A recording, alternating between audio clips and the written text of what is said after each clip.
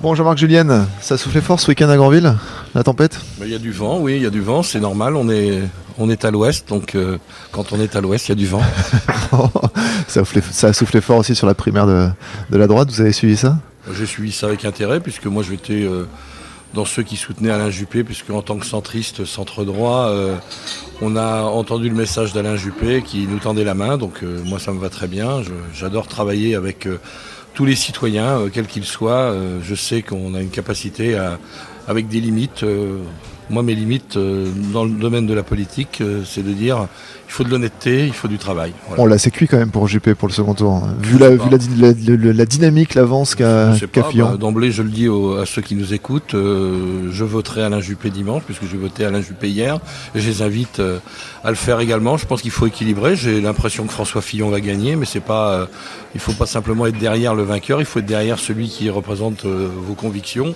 Je crois qu'Alain Juppé a des convictions, mais il partage avec les centristes centre-droit un certain nombre de valeurs que je n'ai pas entendues chez les 6 autres candidats. Donc au deuxième tour, j'invite ceux qui sont indécis ou ceux qui auraient voté pour d'autres candidats à voter pour Alain Juppé. C'est pas de l'anti-fillonisme primaire, c'est simplement dire voilà, il y a des valeurs. Je trouve que notamment dans le programme de François Fillon, supprimer 500 000 fonctionnaires, ça me paraît quelque chose d'énorme. Certainement qu'il y a des gains de productivité, de travail à faire dans tous les domaines, dans toutes les tranches de la société. Supprimer 500 000 fonctionnaires, c'est quand même un message complètement difficile à faire passer. Et je pense que l'année prochaine, les élections au premier et au deuxième tour le rediront. Revenons à Granville. Oui. Bon, qu'est-ce qui se passe à Granville? Là, on a des démissions en cascade, notamment un gros bloc de démissions il y a quelques semaines, quelques jours, de plusieurs adjoints, dont vous, premier adjoint au maire, la deuxième adjointe également, d'autres adjoints. Il y a 4 adjoints, je crois, c'est ceux qui ont démissionné. Numéro 1, numéro 2, numéro 5 et numéro 7. Voilà, donc c'est pas rien. Plus une conseillère déléguée. C'est pas rien. Les Granvillais doivent-ils s'inquiéter? Y a-t-il encore un maître à bord ou pas? Alors d'abord, il faut que les Granvillais sachent que nous restons au conseil municipal. Contrairement à ce qui a été dit par un certain nombre de personnes, la rumeur dit beaucoup de choses. Les gens qui ont choisi de dire stop à la manière dont Dominique Baudry gérait la mairie, ont dit aussi qu'ils resteraient conseillers municipaux, qu'ils resteraient vigilants et qu'ils ne seraient pas dans une opposition systématique. Donc je pense que c'est important que vos auditeurs le sachent. Nous serons un peu plus regardants certainement que nous alerterons plus vite. On a certainement d'ailleurs fait aussi une erreur en ne tapant pas plus vite sur la table. Moi-même, je pense vraiment que j'ai pas été suffisamment, on va dire, autoritaire sur ce sujet-là. Je pense que Dominique n'a pas voulu nous entendre. Un de nos collègues, Jean-Marie Vegillac, l'a répété régulièrement, on n'a pas de méthode. Il l'a dit et il n'a pas été entendu. Et à un moment donné, on est obligé de dire stop. Parce que c'est quoi le problème? Vous reprochez au maire Dominique Baudry d'être trop autoritaire ou de ne pas avoir de méthode de travail? Je crois qu'elle le dit elle-même, quand on est une femme, si on est autoritaire, on est accusé d'autoritarisme. Quand on est un homme, c'est qu'on a des grandes qualités. Donc je pense que la vérité n'est pas là. Vous voudriez que ça se passe comment alors? La vérité n'est pas là. Non, simplement on souhaiterait que quand elle prend une décision dans son bureau, qu'elle la partage avec ses adjoints, qu'elle la partage aussi avec l'ensemble des conseillers municipaux. Mais elle dit qu'il y a une réunion de majorité. Le conseil municipal est un lieu non seulement d'enregistrement, mais un lieu de débat. Mais elle dit qu'il y a une réunion de majorité régulièrement et que tous les dossiers sont soumis et débattus. Écoutez, on peut prendre à témoin l'ensemble des membres du groupe majoritaire. Si on n'a pas entendu 2 fois sur 3 notre collègue Jean-Marie Vegillac dire « attention à la méthode, on va dans le mur », c'est que là je suis un menteur et j'aimerais bien que les gens viennent me le dire les yeux dans les yeux. Bon, est-ce que le problème c'est pas vous finalement, Jean-Marc Julienne? Parce que déjà vous étiez le soutien numéro 1 de Daniel Caruel, la précédente majorité, vous étiez fâché avec lui. Ah non, alors attendez, je veux rectifier les choses. rectifier. Sur la liste de Daniel Carvel, vous pourrez regarder. Je n'étais pas ni en deuxième, ni en troisième, ni non, en cinquième. Bon.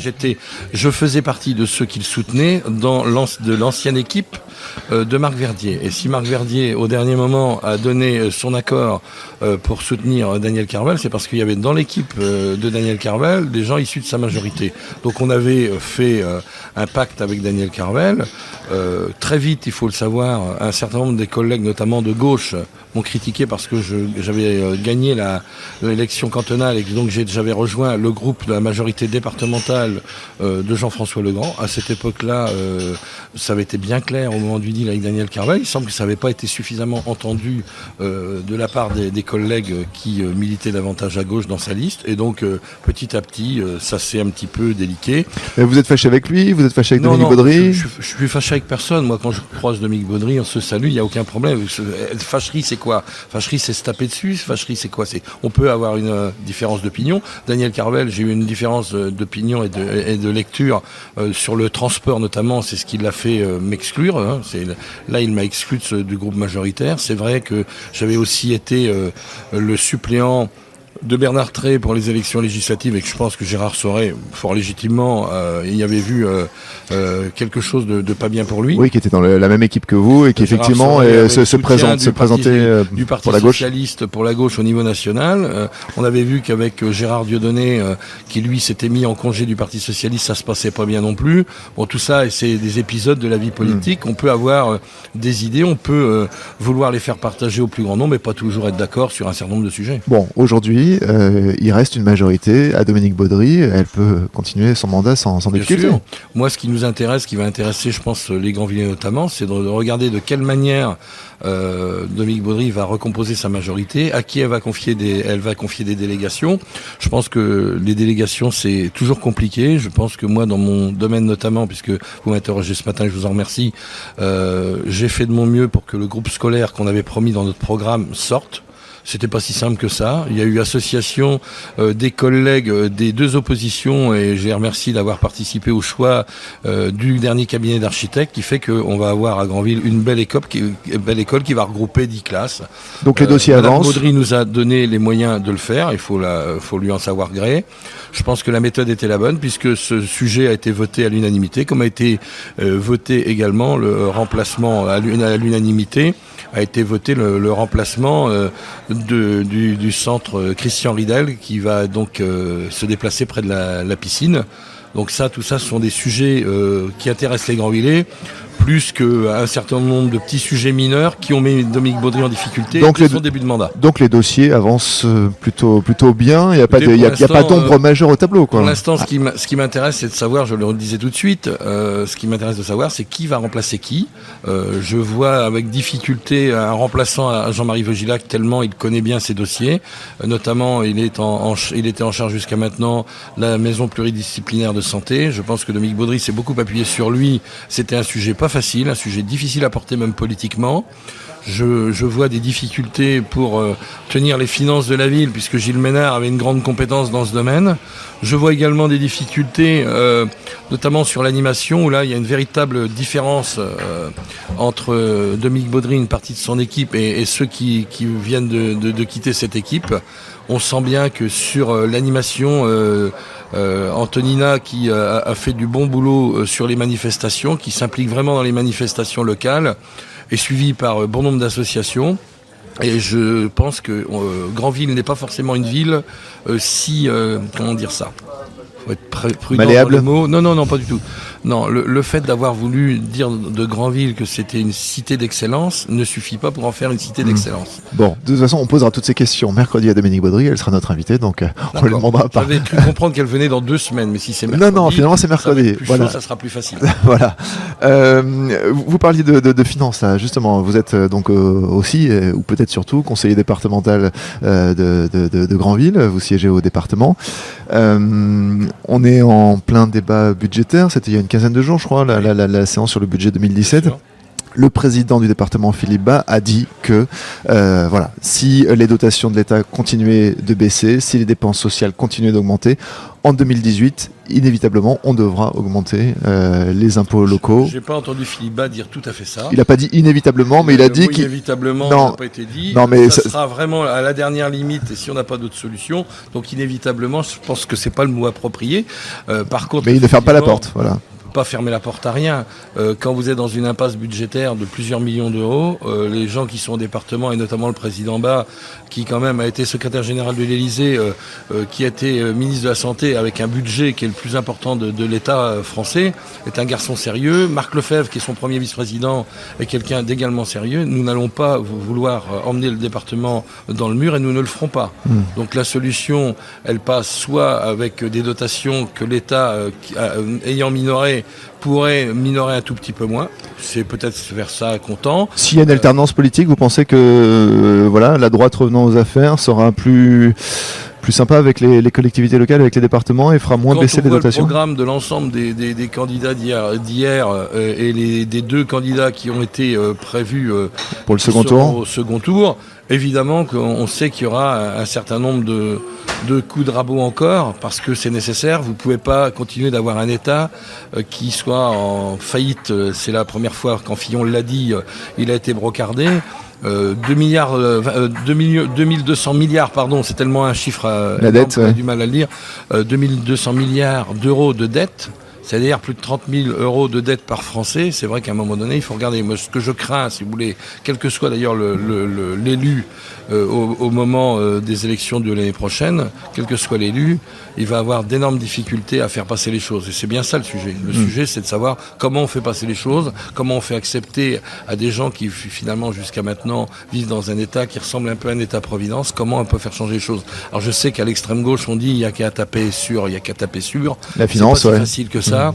Je pense qu'il y a des moyens notamment il faut rassurer. Je crois que vraiment s'il y a un mot, maître mot que les candidats au présidentiel de l'année prochaine devront avoir, c'est rassurer. Dire aux gens, notre société va pas bien, mais on doit tout faire pour qu'elle aille mieux et on doit le faire ensemble. Vous évoquez Philippe Bas, qui est un excellent président de département, selon vos dires.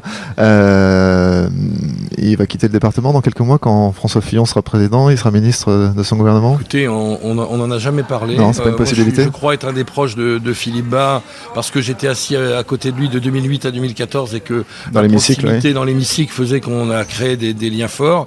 En plus, je partage son avis et son amour de la famille. Je pense que la famille, c'est le socle qui permet de résister à un certain nombre de grandes difficultés.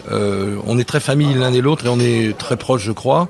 Je défendrai son programme. Et si Philippe Bas a l'honneur d'être à rappeler comme ministre, on sait d'abord ce que ça représente. On a vu qu'avec Bernard Cazeneuve comme ministre, même si nous ne partagions pas une partie de ses idées, nous avions du respect pour l'homme d'État. Je pense que les habitants de la Manche seraient très fiers d'avoir Philippe Bas comme ministre, mais on n'en est pas là. On n'en est même pas aux prémices de cela. Donc voilà. C'est encore loin. On en est loin. Quelque chose qui se rapproche peut-être, le classement du carnaval de Granville au patrimoine immatériel de l'UNESCO. Ça semble très bien parti. Est-ce que ça va changer quelque chose? Non, vous allez me dire que non, ça ne changera rien. Le carnaval continuera comme il est. Du coup, est-ce que ça valait le coup de lancer cette procédure? Si vous faites les réponses avant moi, c'est facile. Non, parce que je vous ai déjà interrogé sur cette question. Sur le carnaval, c'est bien clair. C'est d'abord le carnaval de Granville et non pas le comité des fêtes de Granville et non pas la ville de Granville qui va le recevoir. C'est-à-dire, c'est tout ce qui s'est fait depuis 150 ans, voire plus, dans les rues de Granville, de façon spontanée au départ, un peu plus organisée après, c'est toujours l'essence qui fait vivre notre belle cité. Mais ça changera rien. Je pense que, alors, contrairement à ce que certains carnavaliers craignent, c'est légitime, quand on ne connaît pas, on craint. Vous savez, la peur de l'étranger, ça s'appelle xénophobie. Xénophobie, dans notre bouche, c'est un sale mot, parce que on a peur de l'étranger, on a peur finalement de l'avenir. Je pense que l'avenir, pour Granville et son carnaval, il est serein, parce que le carnaval a toujours su se réformer, évoluer en douceur, en gardant ses valeurs. Moi, je suis un carnavalier, j'ai toujours dit que j'étais carnavalier avant d'être élu et qu'un jour je ne serai plus élu et que je serai toujours carnavalier. Édouard Frémy, les yeux dans les yeux, je vous le dis, je répète ce que j'ai dit il y a quelques années parce que je crois fondamentalement aux valeurs du carnaval, les valeurs de partage, les valeurs non de repli sur soi, mais justement de cohérence, d'essayer d'aider son prochain. C'est pas des sales mots, aider son prochain. C'est quand on a un collègue qui est dans la misère, c'est l'aider, c'est organiser un bal ou une kermesse, c'est tout un tas de choses comme ça. Et les valeurs du carnaval, elles sont vraiment celles-là. Et moi, je suis très fier d'être dans une ville où le carnaval, finalement, montre les qualités intrinsèques des Granvillais. Et je pense que tous les élus devraient faire attention au carnaval de Granville. Oui, je crois que c'est un moment qu'ils attendent parfois, qu'ils redoutent parfois même, tant ils sont parfois brocardés, les élus, au cours du carnaval de Granville. Moi, on s'est moqué de moi très souvent au carnaval de Granville et je l'ai toujours pris avec grand plaisir. Bah vous, c'est obligé. Non, mais regardez, pourquoi c'est obligé? Il n'y a pas que Jean-Marc Julienne qui... Non, mais vous êtes tellement présent dans la vie granvillaise. Qui est connu, je suis un vieil élu, oui, c'est vrai, oui, mais je suis toujours avec autant de dynamisme pour défendre les intérêts des Granvillais. Mais c'est pas une critique, non, ce que j'ai. Edouard, j'ai pas pris ça comme une critique. Dernière question, élection législative, c'est encore loin là aussi, oui. 2017. Oui. Vous le rappeliez tout à l'heure, vous avez été suppléant de Bernard Tray. Oui. Est-ce que vous vous engagez cette année? Vous vous engagez derrière un candidat? Il faut passer les étapes les unes après les autres. Vous savez, monter les escaliers 8 par 8, quand on a 56 ans, ça peut essouffler. Bon. Moi, je les regarde avec intérêt. J'ai entendu ce que vous aviez posé comme question d'ailleurs à Monsieur Collardeau il y a quelques semaines. Qui pour l'instant est le seul candidat déclaré sur le Sud-Manche. Déclaré. Guénel Louette, je pense, sera candidat également, même si en ayant été le soutien d'Alain Juppé, comme moi, peut-être qu'à un moment donné, au niveau national, on dira des choses, mais Guénel Louette est le candidat sortant naturel de la droite. Est-ce qu'il y aura un candidat centriste au premier tour? Ça me paraîtrait naturel. Avec qui je serai. Et dans ce cas-là, vous seriez éventuellement à ses côtés? Écoutez, je ne ferme la porte à personne. Je ne ferme la porte à personne. Je rappelle quand même que Guénel Louette, au moment où j'avais dit oui à Bernard Tray, m'avait appelé quelques jours après que j'ai dit oui à Bernard Tray pour me demander si j'acceptais d'être son suppléant. C'est dire qu'il pensait sans doute que je pouvais être le bon cheval ou un bon élément sur le territoire du Granvillais. Écoutez, on verra ça. Moi, ce qui m'intéresse. Et là, si vous repropose cette année? Pardon? Si vous repropose en juin prochain, Guénel Louette? C'est pas le sujet aujourd'hui. Le sujet aujourd'hui, c'est d'avoir le sujet aujourd'hui, c'est d'avoir un bon président ou une bonne présidente pour la France qui va essayer d'avoir la plus grande majorité possible au Parlement, mais une majorité doit être non seulement rassemblée derrière son président, mais doit être diverse. Elle doit être diverse et variée. Je trouve que le corps électoral ne désigne pas suffisamment d'élus qui représentent l'ensemble de notre corps électoral, justement. Je regrette qu'il n'y ait pas plus de femmes, vous voyez, même si j'ai des différends avec Dominique Baudry, parce que je pense que fondamentalement Dominique Baudry a fait quelques erreurs, mais nous ne l'avions pas choisi en fonction de son sexe. Donc essayer de ramener les choses sur le sexe, oser réaffirmer que nos réactions vis-à-vis d'elle étaient uniquement parce qu'elle était une femme, c'est faire injure aux femmes, c'est faire injure à la condition féminine. Et je ramène donc ça sur le sujet de la question que vous me posiez. Des législatives. Évidemment que s'il y a un peu plus de femmes et un peu plus de jeunes, et notamment des gens qui n'ont pas forcément une grande expérience en politique, mais il faut être très prudent. J'ai vu, notamment aux élections départementales, tout un tas de candidats qui se présentaient, qui n'avaient aucune expérience. Et n'avoir aucune expérience, n'avoir jamais eu aucun mandat d'élu, c'est vraiment quelque chose d'extrêmement compliqué. Je ne pense pas qu'on puisse s'imposer comme député de la France sans avoir quelque expérience déjà locale. Merci Jean-Marc Julienne d'avoir été avec nous, conseiller municipal à Granville, conseiller départemental de Granville. On était au café Le Pirate. On retrouve ces... Oui. 02 33 50 03 83. Ce numéro-là est resté dans ma tête depuis que j'ai 18 ans. C'était l'endroit où je jouais au Pac-Man. Vous voyez, vous voyez les Pac-Man, ça ne me rajeunit pas. Voilà, il y a toute une génération à qui ça parle pas. Là. Et donc, je salue aussi Patrick Savoie, le patron, le propriétaire de cet établissement, parce que nous, on se connaît depuis 50 ans. On fréquentait le centre de loisirs à Donville. Bon, voilà. Merci à lui de nous accueillir. On retrouve cette interview sur la page Facebook de la radio CFM.